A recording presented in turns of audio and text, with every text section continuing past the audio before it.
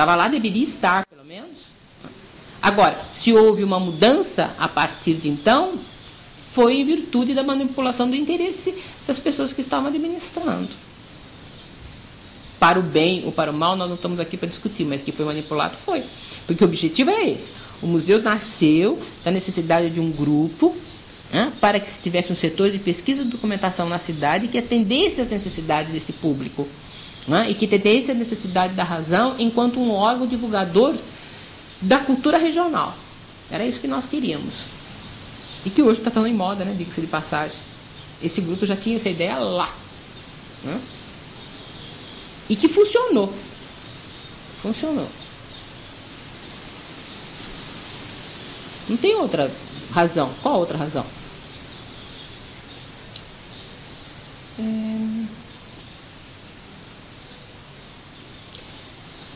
Eu aqui te pergunto, você teria ideia de alguma outra razão? Não. Não, porque eu seria... continuo sempre, vou continuar até eu conseguir encontrar a resposta ali no legal. Eu seria Para mim, a falha e a fresta foi deixada na legislação. Eu ainda não posso afirmar para você e profundamente responsável, mas eu acredito no que... sentido de levantar qualquer tipo de hipótese, porque eu não tenho dados concretos na mão.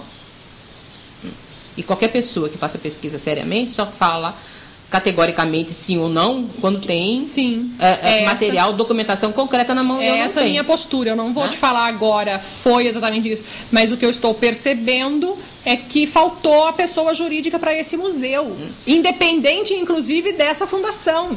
Essa fundação foi feita, ela poderia existir, mas esse museu tinha que ter tido vida jurídica oficializada, né? Então eu vou procurar o decreto, se existiu um decreto, se existiu uma lei que fundou esse museu, porque senão ele foi fundado onde? Na cabeça de cada um e no trabalho árduo desse grupo, mas de modo somente memorial. Você só conseguiu o documento da fundação? Da fundação. Nem a nível de decreto municipal? Estou pesquisando ainda, por isso que eu te falo, não posso te garantir isso, mas para mim o que faltou, a fresta foi essa. Porque o museu não adianta ter no jornal, olha, foi não tem que ter alguma coisa registrada a nível de cartório. Sim, e não tem só a fundação para gerir o museu. Agora, essa fundação foi gerir tudo, foi gerir até o baile que eles fazem na praça no final de semana, mas mesmo gerir o museu na sua concepção inicial e museológica. Gere, mantém o museu lá do jeito que está, que você mesmo diz, né? Você mesmo vê, vamos dizer. Né? Na realidade eu vejo. E uma visão técnica... Nem participo, porque eu não posso dizer o que acontece porta dentro. Numa visão técnica, a gente sabe, né? Porque você chega e vê, onde está o museólogo? Não tem. Onde está o arquivista? Não tem. Onde está a documentação do museu? Está aí na prateleira, uma prateleira cheia de livros e documentos, que tem até coisas muito importantes em meio àqueles documentos, só que ninguém sabe que está lá. Então, uma pessoa que vai pesquisar, ela tem que passar um ano inteiro dentro do museu, olhando dentro de todas as pastas e todos os livros, para descobrir se existe um documento. Percebe? E não é assim. Se o arquivo do próprio museu fosse organizado, porque o museu tem a vida, ele teria uma vida própria, então ele teria que ter uma documentação que contasse, que tivesse a historiografia dele mesmo. Não existe. Existe aquilo que você vê. Então, eu estou muito incomodada com isso, porque eu chego no final de uma pesquisa e eu vou ter que encerrar essa pesquisa, nesse momento, vou ter que encerrar, fazer essa conclusão de tudo, sem esse documento, somente com uma suposição. Eu não encerro com uma conclusão, eu encerro com uma suposição. Eu suponho que esse museu não funciona como vocês imaginaram um dia, porque ele não tem uma vida jurídica que dá a ele o direito, o respaldo suficiente para que ele possa funcionar, para existir. Veja bem, a nível de prática, o que foi feito? Foi escolhido o prédio, foi feita uma troca com o governo do estado, foi feita uma justificativa, qual seria a função desse prédio, o que deveria constituir nesse prédio, foi feito um trabalho de... junto à Secretaria do Estado da Cultura, coordenado pela doutora Valdísia Pinto Rússio, o Museu de Antropologia do Vale do Paraíba. Foram dadas todas as coordenadas junto com essa equipe, que foi a primeira equipe de pós-graduação de museologia do Estado de São Paulo, né? O primeiro grupo que se formou, quer dizer, que foi uma equipe inteira que trabalhou junto. Paralelo a isso, existiu um núcleo fundador, do qual estava inserido eu e Osmar, e mais uma série de pessoas, que nós já citamos alguns nomes para você. Como a coisa começou a funcionar? Foi levantado a equipe de levantamento histórico do prédio, do restauro do prédio, foi dado para essa equipe de arquitetos para fazer esse tipo de restauro. O IPT vem com um processo de pesquisa do prédio em si, onde nós fizemos um trabalho de introspecção de pintura para chegar às camadas do museu, que inclusive deve ter todas as janelas no museu, tinha pelo menos, né? Que eu pedi para deixarem várias janelas para ver quais foram as fases de pintura e de reformas que esse prédio passou. Começa todo esse processo, inclusive de especificação de que existia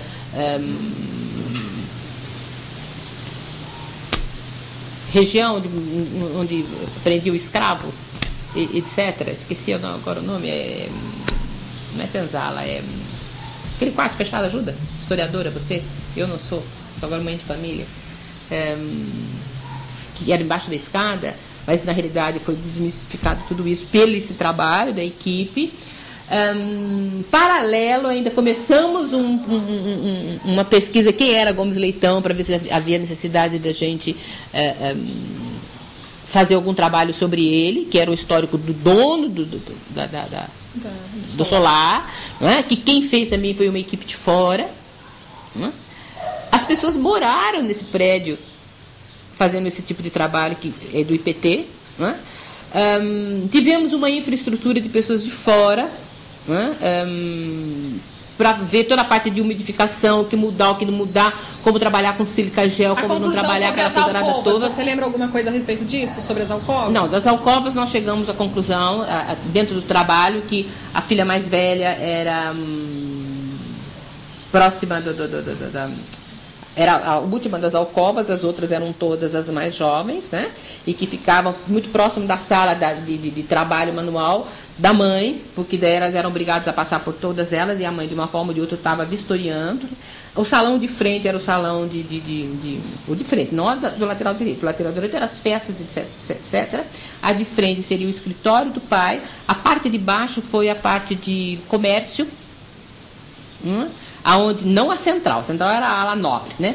Mas as laterais, aonde funcionava não só o comércio, porque Gomes Leitão era um comerciante, mas toda a parte de servidores, né? Era embaixo, né? A ala nobre era realmente a parte de cima. Tinha todas as dependências da casa também externa, né? Como a cozinha, que nós chamávamos cozinha negra e cozinha branca, onde se fazia todo um trabalho nobre de alimentação, etc., porque aqueles cortes normalmente fazia na fazenda depois que trazia para a cidade. Mas no caso do Gomes Leitão ainda tinha uma parte que eles reservavam para a matança de alguns animais, para não ter perigo de sujar a cozinha da casa. Mas as alcovas são as alas da frente ali, né? Do lado, você subindo a escadaria do lado direito. E bem no topo da escada seria o escritório do Gomes Leitão. Toda aquela figura bucólica de zona rural, tudo era com gravetos de ouro, inclusive eu brinquei, falei, se nós formos restaurar isso vai ser uma fortuna, imagina se a gente vai conseguir tudo isso, né?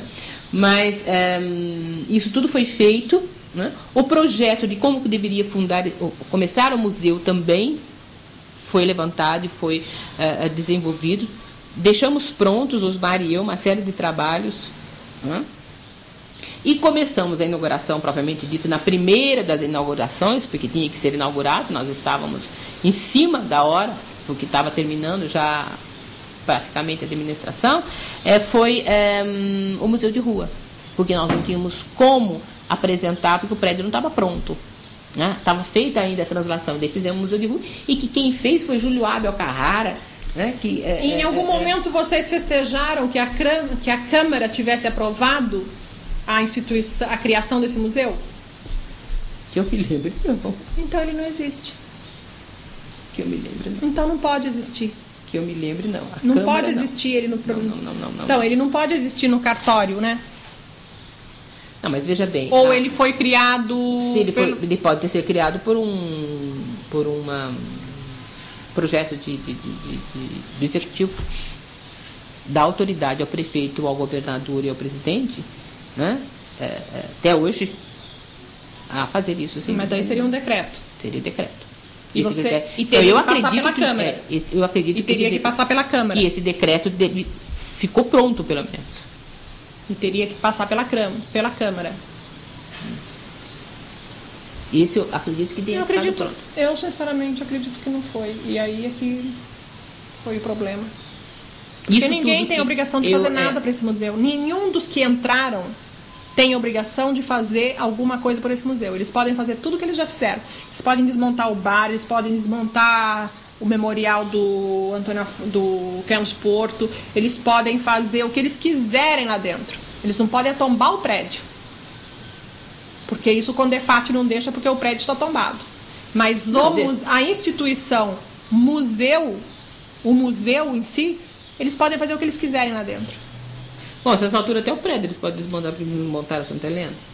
Só deixaram... Não, deixaram as travelas, mas não, ali eles não podem. Acredito que eles não... Acredito não, eles realmente não podem demolir o prédio, deixar, desmontar. Mas eles podem fazer o que eles quiserem naquele espaço. Tanto que eles fizeram, eles desmontaram o bar, as alcovas servem de depósitos. Nós temos filmado isso, apesar do presidente da Fundação Cultural ter avisado o professor Benedito Sérgio Lencioni, dizendo que não era para deixar filmar o museu, que podia filmar a entrevista do Lencioni lá dentro, que o Lencioni pediu para selar porque a casa dele estava em obra. Então ele falou, eu vou pedir para selar. E ele, foi por iniciativa dele, ele pediu. E o presidente, como para o Lencioni não podia dizer não, ele deixou. Só que ele disse, não é para ficar filmando, não deixa ela filmar nada, não deixa eles filmarem nada aí dentro, certo? Então, mas nós filmamos. Porque não tem nada que me diga que eu não tenho nenhuma lei, me sabe? Me parece, porque afinal de contas esse museu nem existe enquanto lei. Como é que vai ter uma lei que proíbe filmar dentro de um museu que não existe, certo? Então, as alcovas viraram depósitos. Eles desmontaram o museu, aquele piano que tinha no bar foi levado para dentro da alcova, as cadeiras do bar foram levadas para dentro da alcova, tudo que você pode imaginar. As alcovas viraram depósito. E a alcova tem uma participação, você descreve a casa, você faz uma leitura, você me explica a casa, né? Que já é uma explicação de relações antropológicas, já é um fundamento antropológico de como da existência, as relações sociais da época e tudo mais. E eles utilizam desse modo.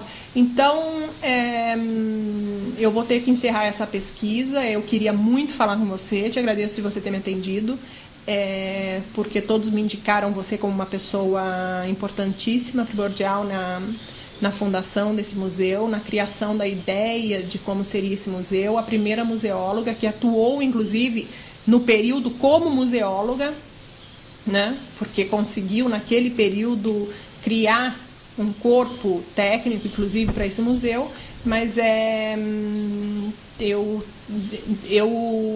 nesse momento, eu tenho que concluir o trabalho de conclusão de curso, mas muito angustiada com isso, porque me parece que existe ainda muito, muito, muito a ser pesquisado, a ser descoberto a respeito do porquê que o Museu do Vale do Paraíba, de Antropologia do Vale do Paraíba, não funciona exatamente como vocês imaginaram e idealizaram.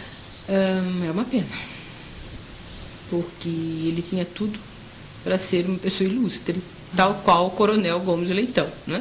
Com seus mistérios, porém ilustre, sem dúvida nenhuma. É uma pena mesmo. Maria Lúcia, você quer me falar mais alguma coisa? Tem algum outro tema ou destaque ou enfoque nessa entrevista que você gostaria de dar? Não, eu fiquei...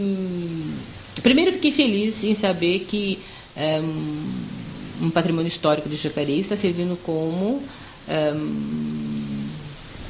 o objetivo de uma monografia de TCC, de graduação, e eu espero que isso aconteça, que é através dessas buscas científicas que o país cresce, né? E que também nós conseguimos preservar a nossa história. A história não tem sentido se ela ficar esquecida no passado, né? Por isso ela é história, ela é dinâmica, ela é viva. Particularmente, eu sou contra o arquivo morto. O arquivo é vivo, porque ele tem que estar constantemente sendo revisto, reavaliado, como a própria história, né? Ela deveria ser questionada e revista de tempos em tempos, porque a ótica é outra, a leitura é outra, né? E sempre nos acrescenta. Isso foi muito positivo, como também foi positivo sabermos que tem algumas coisas estagnadas no tempo e que nós podemos resolver. No momento em que você levanta o problema, o objetivo é trazer soluções para esse problema. E quem sabe se você não está dando o primeiro passo para que as coisas se oficializem. Por outro lado, é uma forma também de divulgarmos através de trabalhos futuros e da própria imprensa que a comunidade jacariense tem essa responsabilidade com o prédio Gomes Leitão, para que ele funcione como deveria funcionar, que ele tenha um objetivo, uma razão de ser, né? Para que ele tenha realmente uma vida própria, não fique dependente dos outros e causem problemas, seja um elefante branco dentro dessa cidade que necessita de um centro cultural sério, que funcione de uma forma oficial, né? Com respeito à própria população. Na verdade, essa problemática que eu encontrei, estudando um pouco, pesquisando um pouco sobre o patrimônio histórico cultural de Jacareí, ela se repete em outros exemplos, como, por exemplo, o Casarão Paiva, no centro da cidade. No centro histórico. Sim. Né? Você notou que ele foi derrubado, ele foi demolido agora em fevereiro. Tem só um buraco, ficou só um buraco lá. E como outros, né? Então, e como tantos outros que viraram estacionamento. Né? Todas as ruas absolutamente descaracterizadas, de acordo com aquilo que até a nossa memória mesmo ainda conseguiu observar. Né? Então significa que era um patrimônio que existia e que muito recentemente, apesar de todas as leis estarem tentando garantir a preservação, eles estão sendo demolidos. Bom, mais um exemplo. A lei existe, mas as pessoas não obedecem ou não fazem jus a ela. Agora, é uma coisa que eu percebi também, é que é uma preocupação só minha. Né? Então, talvez toda essa problemática que eu estou levantando e descrevendo nesse trabalho de TCC, não sei nem se ela vai ser aprovada, no sentido de que aprovada e aceita como um projeto científico. Por quê? Porque ao mesmo tempo em que eu vejo tudo isso, eu percebi que muitas pessoas não veem assim. As pessoas não veem como um problema. A derrubada, a demolição do Casarão Paiva, como vocês viram que o Antônio Afonso foi derrubado em 76, vocês acharam que era um problema esse, que vocês tinham que fazer alguma coisa para não que fosse derrubado mais. Atualmente, com as pessoas que eu conversei, inclusive a nível de instituição de administração pública, não é problema nenhum. Casarão Paiva, o que é o Casarão Paiva? No centro histórico, mas o que é o centro histórico? Conjunto histórico arquitetônico ferroviário, porque eu estou denominando assim todo esse conjunto da ferrovia, que por ela só conta uma história, né? As pessoas dizem, mas o que é isso? As próprias pessoas que estão na administração. Então, o que eu percebo é que talvez os problemas que eu encontrei, talvez estejam numa esfera que não pertence a essa esfera que está sendo absorvida nessa cidade atualmente.